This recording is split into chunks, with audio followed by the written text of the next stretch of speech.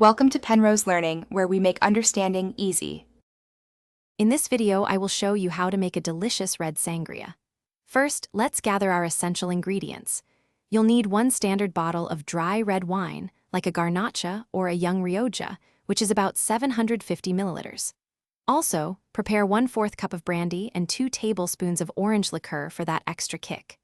Don't forget 1/4 cup of sugar, 1 cup of sparkling water, and fresh fruit like 1 orange, 1 lemon, and 1 apple, all sliced. Now, let's prepare our fruit for maximum flavor. Begin by thoroughly washing and thinly slicing 1 whole orange, 1 lemon, and 1 apple.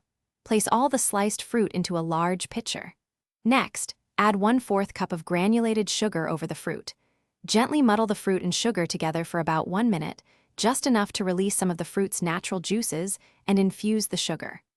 Let this mixture sit for at least 30 minutes or even longer to develop a rich, sweet base. With our fruit and sugar base ready, it's time to add the liquids. Carefully pour the entire bottle of dry red wine into the pitcher, ensuring it mixes well with the fruit. Then, add 1/4 cup of your chosen brandy and 2 tablespoons of orange liqueur. Stir everything together gently but thoroughly, making sure the sugar fully dissolves.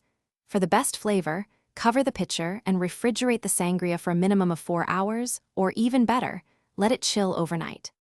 Finally, it's time to serve your perfectly chilled sangria. Just before pouring, add 1 cup of cold sparkling water to the pitcher. Give it a gentle stir to combine, but avoid overmixing to preserve the fizz.